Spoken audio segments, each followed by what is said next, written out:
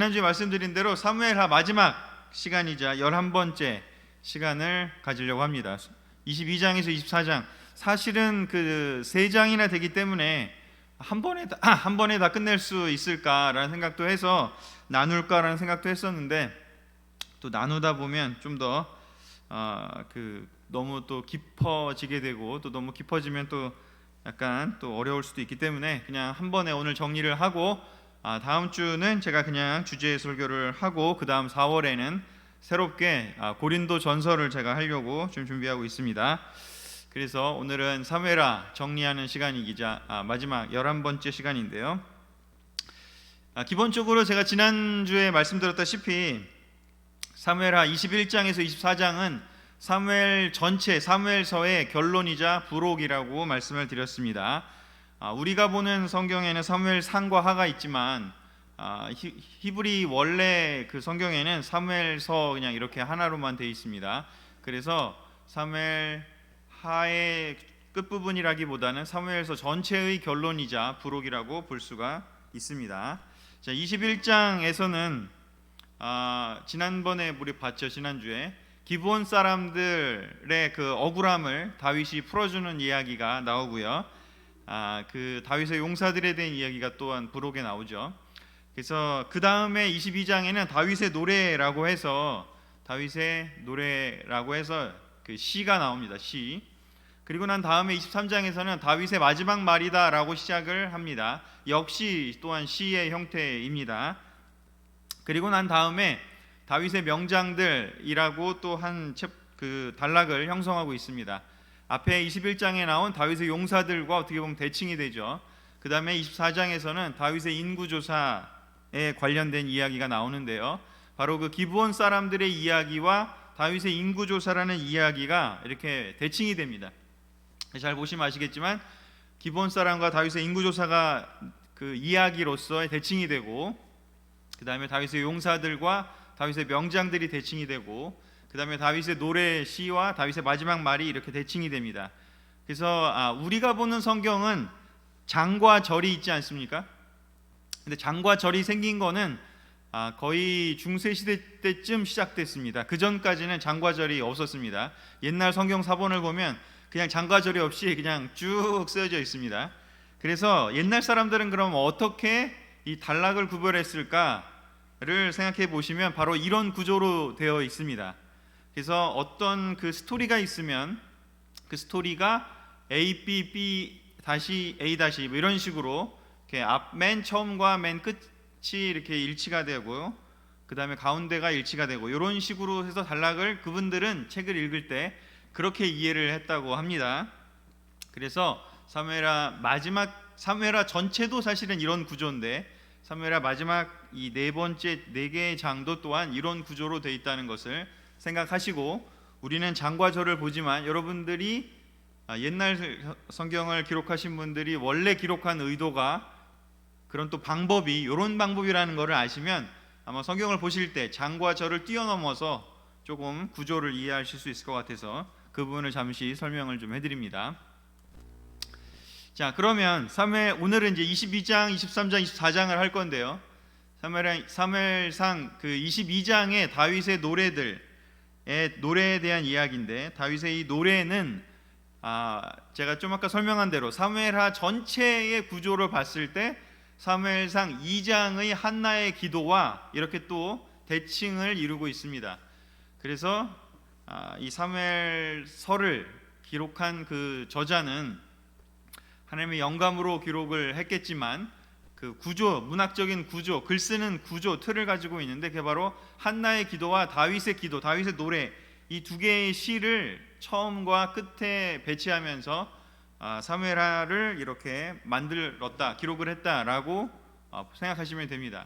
바로 사무엘상 2장 6절에 7절에 한나의 기도에 이렇게 쓰여 있죠. 같이 읽어볼까요? 시작. 여호와는 죽이기도 하시고 살리기도 하시며 사람을 저 세상에 보내기도 하시고 다시 돌아오게도 하신다. 여호와는 가난하게도 하시고 부하게도 하시며 낮추기도 하시고 높이기도 하신다. 한나의 기도 속에 들어있는 내용입니다. 한나는 사실 분인나와의 관계 속에서의 어떤 어려움, 자기의 개인적인 관계 속에서의 어려움에 대해서 그것을 기도로서 풀어내는 이야기 중에 들어있는데요.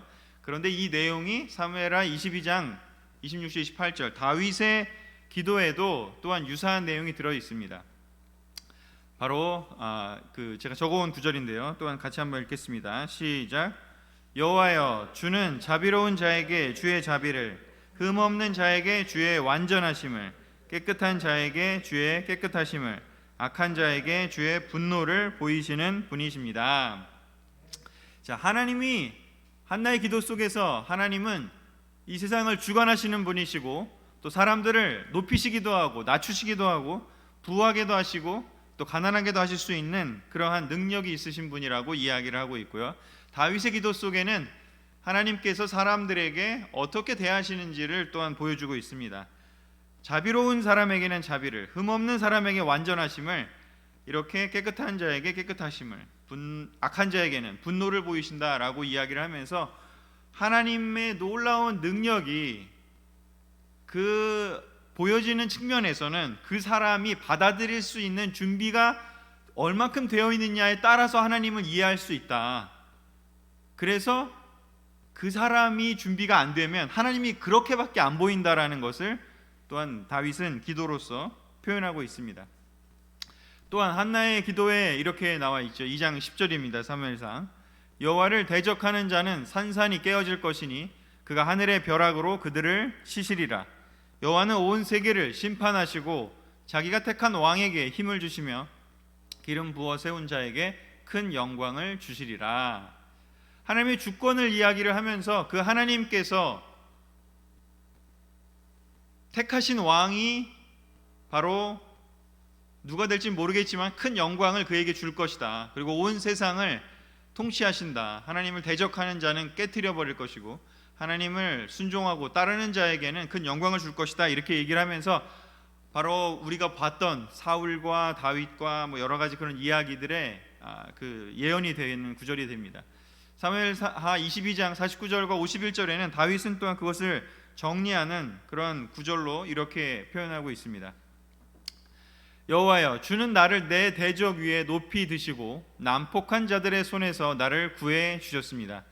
여호와께서 자기 왕에게 큰 승리를 주시고 자기가 기름 부어 세운 자에게 한결같은 사랑을 베푸시니 나와 내 후손이 영원히 누릴 축복이구나. 이 한나의 기도처럼 다윗의 기도를 통해서 다윗은 하나님께서 바로 다윗의 그런 개인적인 능력이 아니라 하나님께서 승리를 주셨기 때문에 다윗이 높임을 받았고 영광을 받을 수 있었고 또 어려운 시간들을 보내게 했던 그런 난폭한 자들, 블레셋이 될 수도 있고요, 사울이 될 수도 있고 또 그 외에 암몬 자손들이 될 수도 있고 여러 그런 적들이 있었죠. 또 어려움도 있었죠. 근데 그때마다 승리를 주신 것은 내가 잘한 것이 아니라 하나님이 그렇게 주셨기 때문에 그렇게 할 수 있었다라고 이야기를 하면서 하나님의 주권에 대해서 높여드리고 있습니다. 그리고 마지막으로 자기가 하나님과 맺은 그 한결같은 사랑, 그 약속이 영원히 내 후손들에게 이루어질 것이다. 이렇게 이야기를 하면서 한나의 기도에 대한 응답인 것처럼 말하자면 시작을 한나의 기도로 시작했다면 다윗의 이 노래로 끝내는 이 과정 속에서 바로 이렇게 한나의 기도에 대한 응답처럼 이렇게 구조를 하고 있습니다.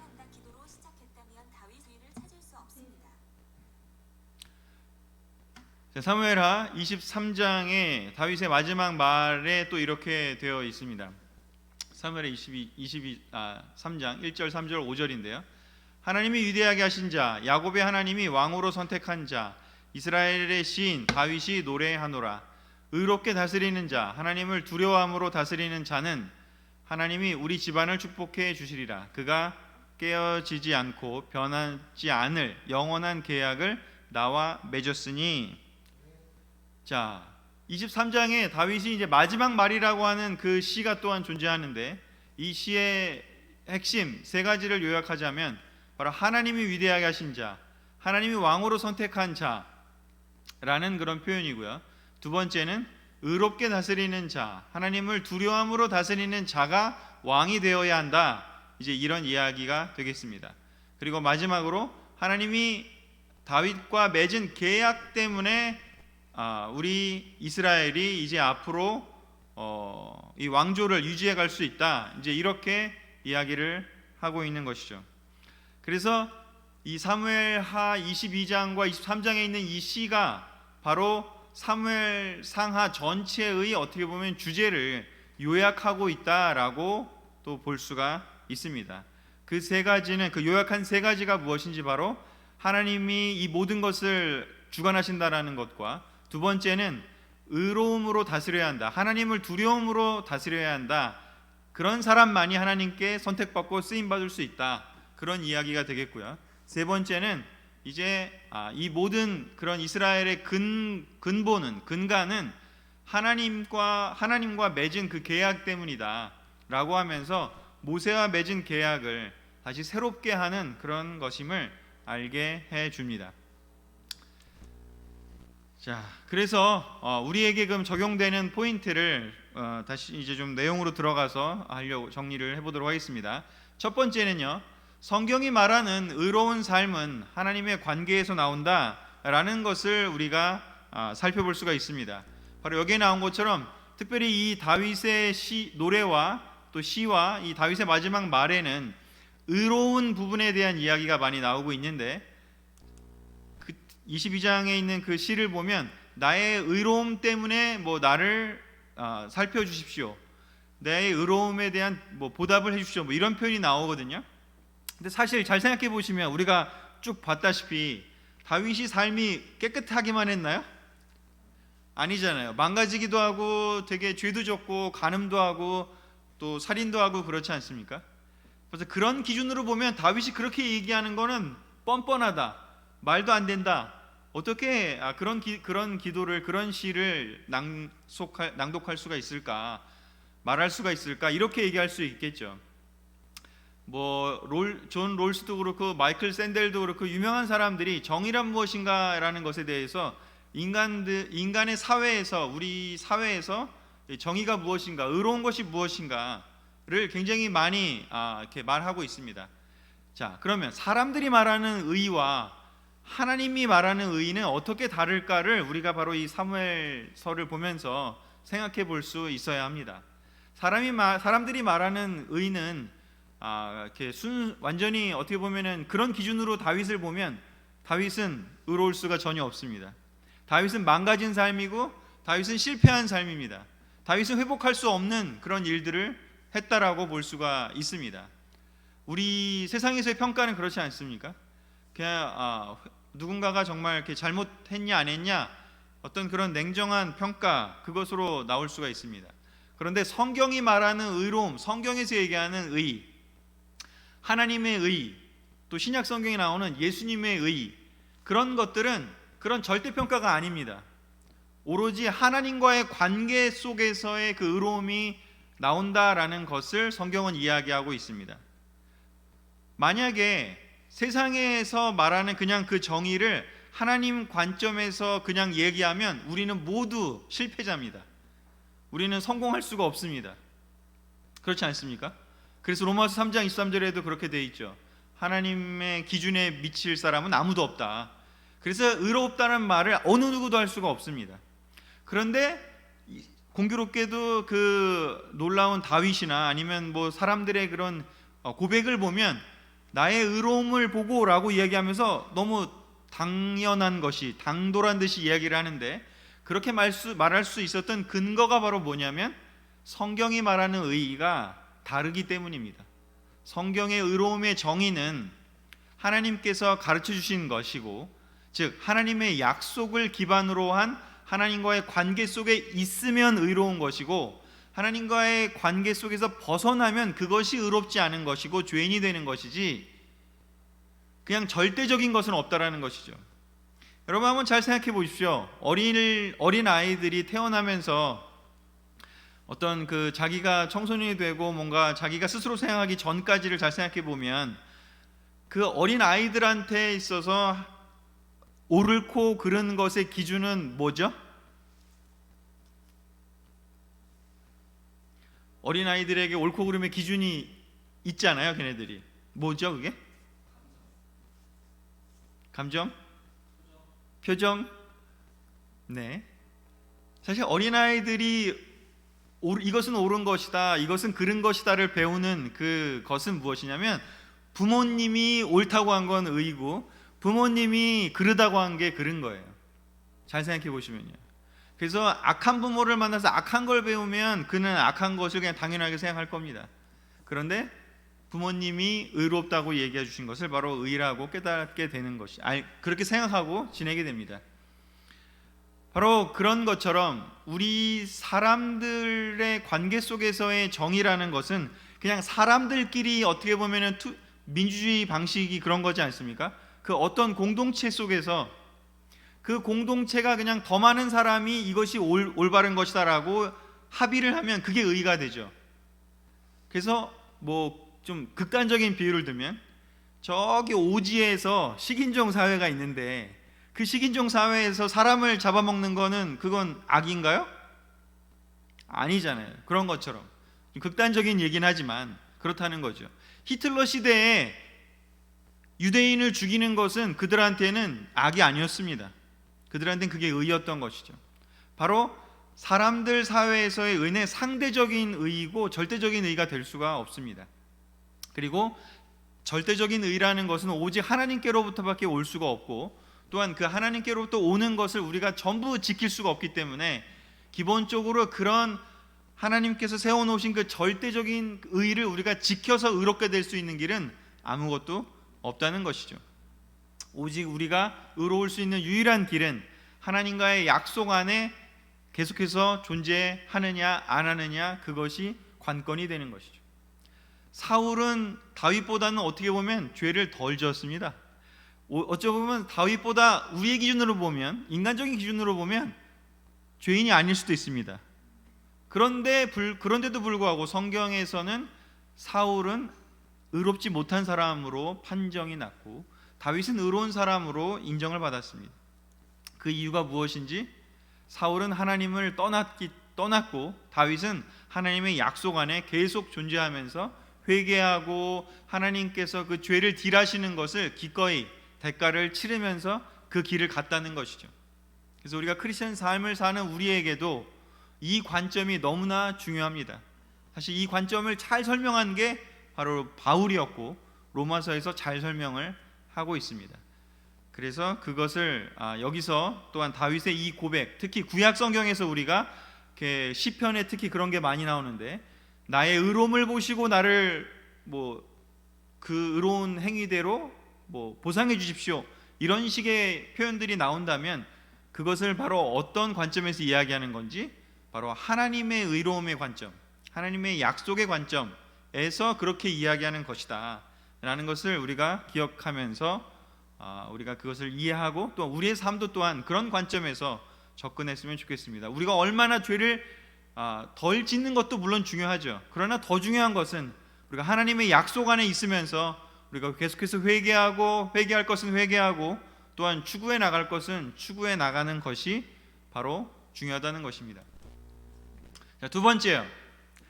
그 다음에 그 시가 가운데 있고 이 1장부터 24장의 핵심에 바로 시가 있고 시를 에워싸고 있는 게 뭐라고 얘기했는지요? 바로 다윗의 21장에 있는 다윗의 용사 4명에 대한 이야기, 또 23장에 다윗의 명장들의 리스트가 나오게 됩니다. 바로 이 핵심 안에 그 시가 바로 핵심이었고 사무엘하를 전체를 설명하는 핵심이라면 그 핵심을 둘러싸고 있는 첫 번째 둘러싸고 있는 부분은 무엇인지, 다윗의 친구들이자 용사들이자 명장들의 이야기입니다.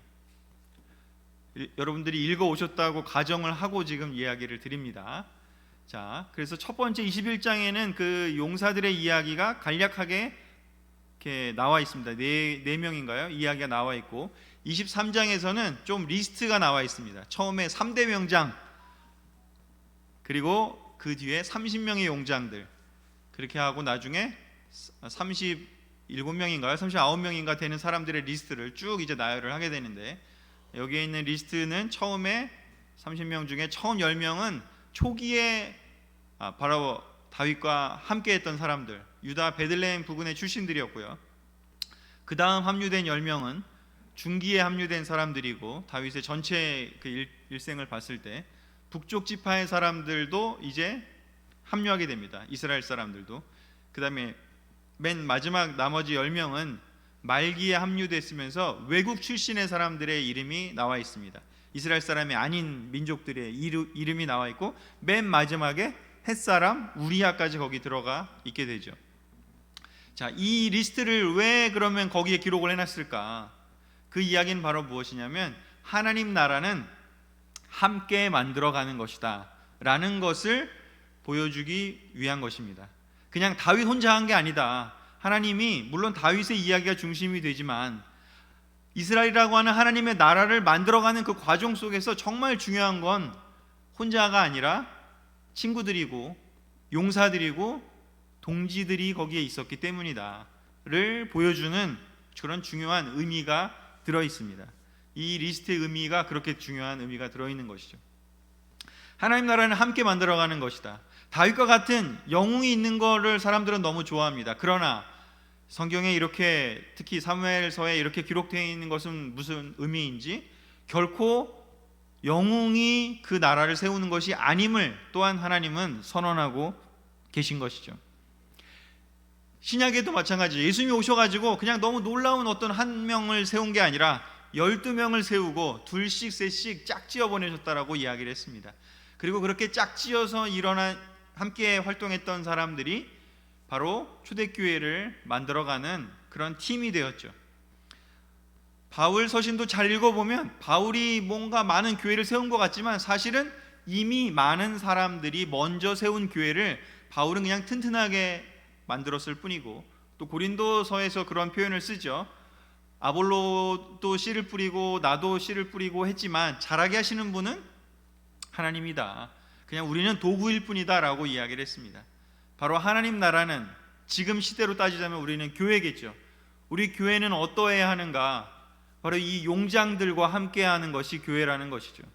다윗과 같은, 아무리 우리 목사님이 놀라운 다윗과 같은 분이라고 할지라도, 그러나 다윗의 명장들이 거기에 있었기 때문에 가능한 것처럼 우리의 성도들 한 명 한 명, 우리 형제들 자매들 한 명 한 명, 지금 이 예배에 참여하고 있는 여러분 한 명 한 명, 우리 한 200명 좀 안 되는 우리 분당교회에 있는 모든 한 명 한 명이 바로 이 이스라엘을 세웠던 것처럼 우리 분당 그리스도교회를, 하나님 나라의 한 작은 브랜치의 역할을 하고 있는 바로 우리 분당 그리스도교회를 일으켜가고 세워가고 키워가는 그런 모든 큰 역할을 하시는 분들이라는 것을 모두 다 꼭 기억하셨으면 좋겠습니다.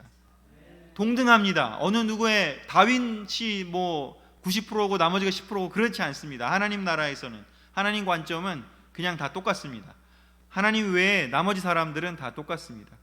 그러기에 우리 모두가, 분당 그리스도교회는 모두가 다, 우리가 정말 제자의 무브먼트가, 제자의 운동이 바로 그러한 개념을 갖고 시작한 거 아니겠습니까? 그렇기 때문에 우리 한 사람 한 사람이 제자로서 동등하게 그 자기의 역할들을 감당하고 나아가는, 그래서 이스라엘 나라가 그렇게 만들어져 간 것처럼 우리 또한 그렇게 교회를 세워갔으면 좋겠습니다. 더더군다나 지금은 모이기 힘들고 정말로 가정교회가 지금 중요한 시대고요, 또 바이블톡이 되게 중요한 시대고 패밀리 그룹이 중요한 시대가 되었습니다. 그래서 여러분들이 가정에서 또 그 소그룹에서 또 3명 4명씩 만나는 그 모임들이, 그 한 사람 한 사람 만나는 그 시간들이 너무나 중요하고 소중한 것임을 또한 반드시 기억하시고 그 역할을 감당해 주셨으면 좋겠습니다. 아멘. 자, 이제 그럼 마지막 24장에 대한 이야기를 하도록 하겠습니다. 자, 24장은 다윗의 인구조사로 인한 하나님의 진노 그리고 제단을 쌓음, 이렇게 되어 있습니다. 사무엘하 24장 1절에서 3절 같이 한번 읽어보도록 하겠습니다. 시작. 다시 이스라엘 백성에게 분노하시자 다윗은 가서 이스라엘과 유다의 인구를 조사하라는 충동을 받게 되었다. 그래서 그는 그의 군대 총사령관인 요압에게 너는 단에서 브엘세바까지 전국을 돌아다니면서 인구를 조사하여 나에게 보고하라 하고 명령하였다. 그러나 요압은 이렇게 대답하였다. 왕의 하나님 여호와께서 이 백성의 수를 지금보다 100배나 더 많게 하시고 또 왕이 그날까지 사시기를 바랍니다. 그런데 왕은 어째서 이런 일을 하려고 하십니까? 왕이 강압적으로 나오자 요압과 군 지휘관들은 하는 수 없이 이스라엘의 인구를 조사하려고 왕 앞에서 물러 나왔다. 다윗이 인구 조사를 하게 되는데 그 시작은 바로 무엇이었냐면 이스라엘 백성에게 분노하시자라고 이야기가 되어 있습니다. 이스라엘 백성이 죄를 지었습니다. 그래서 학자들은 이 내용이 아마도 그 전에 압살롬의 반역에 참여했던 사람들, 또 세바의 반역에 참여했던 사람들, 이거와 관련돼서 그런 어떻게 보면 하나님의 뜻에 어긋나게 한 사람들에 대해서 분노하신 것으로 생각하는 사람들이 몇몇 학자가 있었습니다. 그래서 어찌됐건 이건 다윗 개인에 대한 것도 있겠지만 이스라엘 백성들에게 그들의 마음이 올바르지 않았기 때문에 하나님께서 분노하시게 되었고 그 분노가 다윗을 충동했다라고 되어 있고 이 똑같은 이야기가 역대기에 나와 있는데 그 내용에 보면 사탄이 다윗을 충동했다 이렇게 기록이 되어 있습니다. 즉 하나님의 분노가 일자 사탄이 활동하기 시작했고 사탄이 다윗을 충동질했다라고 이야기를 하면서 이제 어떻게 보면 그 이스라엘 사람들이 그 반역을 하는데 참여했고 다윗을 어떻게 보면 끌어내리기 위한 곳에 참여했지만 그것이 다 정리가 되고 난 후에 이제 다윗이 그런 충동, 인구 조사를 하는 충동을 받게 된 것이죠. 그리고서 그 요압에게 이런 명령을 내립니다. 그때 요압은 이렇게 이야기를 하죠. 이 백성의 수가 지금보다 더 많게 하시고 또 왕이 그날까지 사시기를 바랍니다. 그런데 왜 이런 일을 하십니까? 라고 오히려 왕에게 조언을 합니다. 근데 왕이 강압적으로 나오자 이제 다시 온 이스라엘을 본인이 통치하게 된 것을 확인하고 싶었다라고 추정을 하게 되는데 이제 내가 힘이 얼마나 센지에 대한 그 생각을 또 다시 한번 하나님의 힘이라기보다는 그런 군사적인 힘에 대해서 자부심을 느끼는 그 마음 때문에 이렇게 강압적으로 이런 지시를 내렸다라고 되어 있습니다. 그래서 조사를 하게 됩니다. 그 기록이 나와 있고요. 그런데 어떤 일이 벌어지냐면 이제 그걸 다 끝나고 나니까 다윗이 양심의 가책을 받아서 내가 잘못했구나 라는 것을 깨닫게 됩니다. 사무엘의 24장 10절에 보면 이렇게 되어 있습니다. 그러나 다윗은 인구조사를 한 후에 양심의 가책을 받아 여호와께 이렇게 부르짖었다. 내가 이 일로 큰 죄를 범했습니다. 여호와여 이제 종의 죄를 용서해 주소서. 내가 아주 미련한 짓을 하였습니다. 다윗이 너무나 훌륭한 왕이지만 또 이 장면에서 또 한 번 죄를 지을 수 있는 우리와 어떻게 보면 비슷한 그러한 성정을 가지고 있는 그러한 인간적인 면모를 가지고 있는 그런 왕임을 또 보여줍니다. 그런데 다윗이 다른 점은 무엇이냐면 스스로 양심의 가책을 느끼는 사람이 되었다라는 것이죠. 밧세바랑 간음할 때는 다윗이 자기가 개인적으로 스스로 양심의 가책을 느꼈나요? 못 느꼈죠. 나단이 와가지고 뭐라고 하니까 그때 느꼈습니다. 그런데 여기에서의 모습은 자기가 한 일을 자기 스스로 양심의 가책을 느끼는 상태가 되었다라는 것이죠. 우리도 잘 생각해 보면 어떤 일을 하고 나서 이건 내가 좀 잘못했다, 좀 실수했다 그런 느낌 받을 때가 종종 있지 않습니까? 저는 가끔 있거든요. 근데 그럴 때 그냥 뭐 모르겠지, 그냥 덮고 가자, 그냥 뭐 걔가 상처 받았든 안 받았든 그 사람이 얘기하면 얘기하고 말면 말자, 그냥 모른 척하고 가자, 그렇게 생각하기가 쉬운 게 바로 우리들인 것 같습니다. 그런데 다윗은 그 양심의 가책을 받을 때 하나님께 회개의 부르짖음을 하게 됩니다. 내가 이 일로 큰 죄를 범했습니다. 저를 용서해 주십시오. 제가 아주 미련한 짓을 했습니다. 이렇게 고백을 하게 됩니다. 바로 그것을 통해서 어떤 일이 벌어지는지, 이제 먼저 그렇게 기도를 하니까 이번에는 나단이 한 것과는 좀 다른 방식이죠. 갓 선지자가 와서 이제 다윗에게 해법을 제시해 줍니다. 다윗이 회개 기도를 하니까 그 회개의 내용이 무엇이었는지, 해법이 무엇이었는지 22장 18절과 또 24절 25절에 이제 써 있는데요. 함께 보도록 하겠습니다. 읽겠습니다. 시작. 그날 갓이 다윗에게 가서 여부스 사람 아라우나의 타작마당에 가서 여호와께 단을 쌓으십시오 하자 나는 아무 대가도 치르지 않은 번제를 여호와께 드리고 싶지 않다 하였다. 그러고서 다윗은 그 타작마당과 솥값으로 은 570g을 그에게 주고 그것을 사서 여호와께 단을 쌓고 번제와 화목제를 드렸다. 그리고 하나님이 그의 기도를 들으셨으므로 그제서야 그 땅에 내리던 재앙이 멈췄다. 자, 자기가 회개의 기도를 먼저 하고 그 다음에 갓이 와서 방법을 알려줍니다. 제단을 쌓으라고요. 거기에 번제를 드리라고요. 왜냐하면 그 당시에 있어서의 회개의 방법은 번제를 드리는 거였습니다. 제사를 드리는 거였죠. 레위기, 민수기, 신명기에 그렇게 나와 있습니다.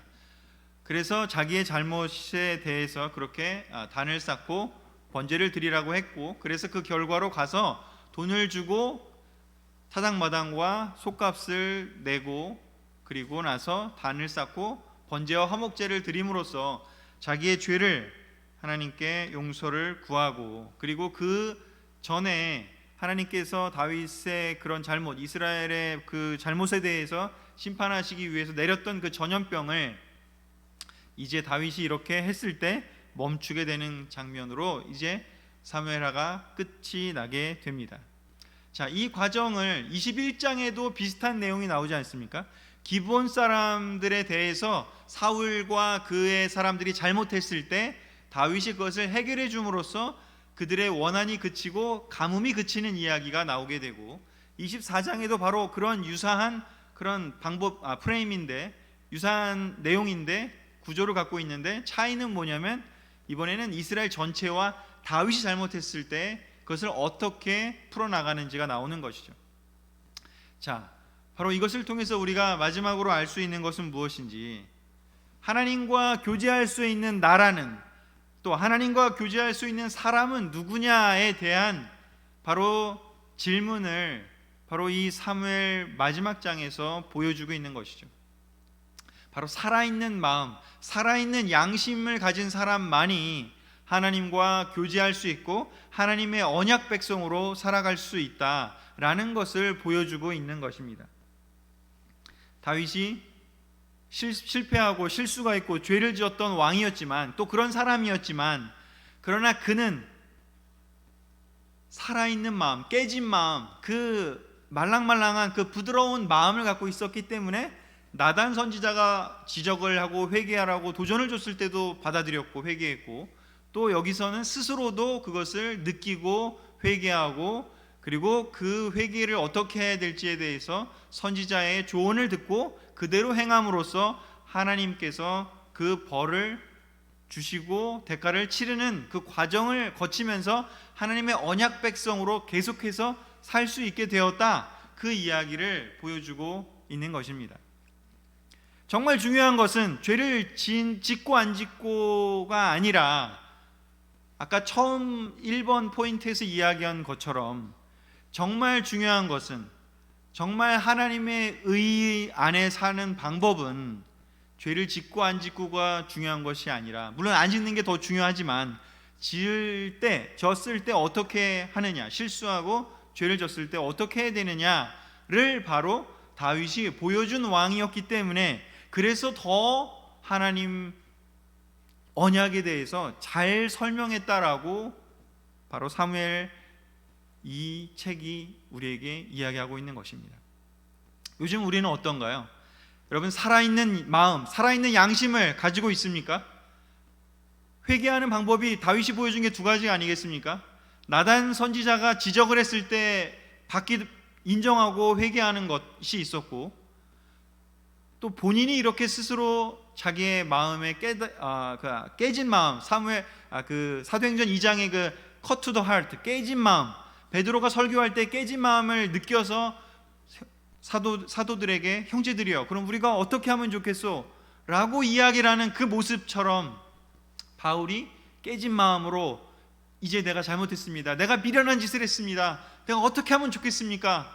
라고 이야기를 할 때 갓 선지자가 그 해법을 제시해 준 것처럼 우리의 삶에서 우리에게 도전을 주는 사람의 이야기나 또는 나 스스로 하나님과 교제하면서 내 삶을 돌아보면서 느끼는 어떤 나의 실수, 나의 죄, 나의 잘못, 그런 것들을 느꼈을 때 우리는 어떻게 반응하고 있습니까? 사울처럼 그냥 하나님, 제가 잘못했습니다 인정하긴 하는데, 근데 하나님께는 회개하지 않고 그냥 사람들한테 나를 그냥 인정하게 해주세요, 하나님은 상관이 없어요, 사람들만 날 인정하게 해주세요, 그런 회개를 하는 사람인지, 아니면 지적을 받았는데도 그냥 끝까지 회개 안 하고 그냥 가서 망가지는 사람인지, 아니면 마음이 너무 무뎌져서 내 스스로 내 삶에 대해서 돌아보고 양심으로 뭔가 내가 잘못한 걸 느끼지 못하는 상태가 됐든지, 사무엘 상하에서 정말 살아있는 양심, 살아있는 마음이 있는 다윗과 그렇지 않은 사람들의 대조를 통해서 하나님의 언약 백성이 될 수 있는 사람이 누군지가 보여주고 있는 것이죠.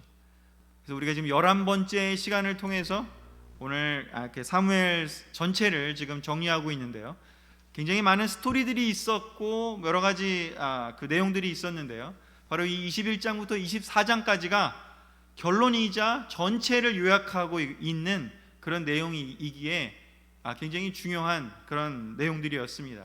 조금 어려울 수도 있었지만 이 4장이 사무엘상하를 전체를 요약하고 있다는 것을 생각해 볼 때 오늘 너무나 중요한 시간이지 않았나 싶습니다. 여기서 마지막으로 3가지 정리하면서 우리 마음속에 깊게 새겼으면 좋겠습니다. 첫 번째요, 성경에서 하나님이 말하는 의로운 삶이라는 것은 바로 무엇이다? 하나님과의 관계에서 나온다. 내가 정말 하나님과의 관계 속에 있는지, 하나님과의 관계가 아닌 별도로 그냥 내가 생각하는 의, 또 사람들이 인정하는 의, 그런 인간적인 의 속에 빠져들어가고 있지는 않은지 다시 한번 생각해 보시기를 권하고 싶습니다. 하나님의 관계 속에서, 하나님의 언약 속에서, 하나님의 율법 속에서, 하나님의 법칙 속에서 내가 그 의를 계속해서 하나님으로부터 받고 있는지, 그 의는, 성경이 이야기하는 의는 내가 만들어갈 수 있는 의가 아니고 내가 쟁취할 수 있는 의도 아니고 오직 하나님께서 주셔야만 얻을 수 있는 의라는 것을 반드시 기억하시기 바랍니다. 두 번째요, 하나님 나라를 만들어가는 과정은요 결코 혼자 하는 것이 아닙니다. 함께 하는 것입니다. 다윗에게 30명의 용장이 있었고요, 또 너무나 놀라운 그 스토리가 제가 오늘 시간 관계상 이야기하진 않았지만, 다윗이 목마르다고 할 때 그 친구들이 어떻게 했나요? 고양이를 그리워할 때요, 목숨을 걸고 뚫고 들어가서 베들레헴에 가서 그 다윗이 그 먹고 싶어 했던 그 우물을 또 길어옵니다.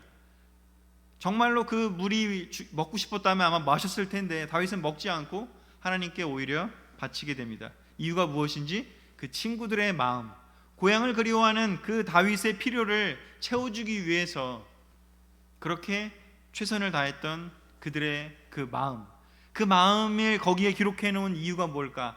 그런 마음들이 있어야 비로소 그것이 하나님 나라를 세울 수 있다. 그런 관계가 있어야 하나님 나라가 세워진다. 이스라엘은 그런 끈끈한 그런 관계 속에서, 그런 사랑하는 관계 속에서 세워져야 한다. 그것을 이야기하고 있는 것이죠. 지금의 우리 시대에 우리 교회는 어떤가요? 우리 가정이요, 우리 바이블톡이요, 우리 교회는 어떤가요? 그런 끈끈하고 서로의 필요를 채워주려는 그런 정말 너무 놀라운 사랑의 관계인지 한번 돌아봤으면 좋겠습니다. 그리고 마지막으로요, 살아있는 마음, 살아있는 양심만이 하나님과 교제할 수 있다. 하나님의 언약 속에 존재할 수 있다. 다윗이 보여준 이 예는 그냥 너무나 놀랍고 너무 잘난 사람이기만 했다면 아마도 우리에게 어떻게 보면 좀 동떨어진 느낌을 많이 주었을지도 모릅니다. 그러나 다윗은 실수도 많았고 물론 놀라운 면도 많았고 또 슬픔도 많았고 힘듦도 고난도 많았고 또 죄도 있었습니다. 그러나 그는 살아있는 마음을 갖고 있었습니다. 어느 상황에서든지 간에 살아있는 양심을 갖고 있었습니다. 하나님이 허락해 주신, 하나님이 주신 그 말랑말랑하고 부드러운 그 어린아이와 같은 마음을 가지고 있었습니다. 그렇기 때문에 하나님과 교제할 수 있었고 하나님께서 언약을 맺어주면서 그의 나라가 영원히 할 거라고 그렇게 선언을 해주신 것이죠. 우리 또한 요즘 우리의 마음이 다윗과 같은지 어떤지 한번 돌아볼 수 있는 그런 시간이 되셨으면 좋겠습니다. 지난 11번의 시간 동안 사무엘 상하, 사실 좀 어려울 수도 있었던 부분들이 많았는데 이렇게 여러분들과 함께 또 책거리를 할 수 있어서 너무 감사하고, 저 또한 사무엘 상하를 또 설교하기 위해서 다시 한번 공부하면서 너무 도움이 많이 됐고 또 많은 걸 깨달을 수 있는 시간이었습니다. 다시 한번 너무나 감사드리고 이것으로 오늘 말씀을 마치도록 하겠습니다. 아멘.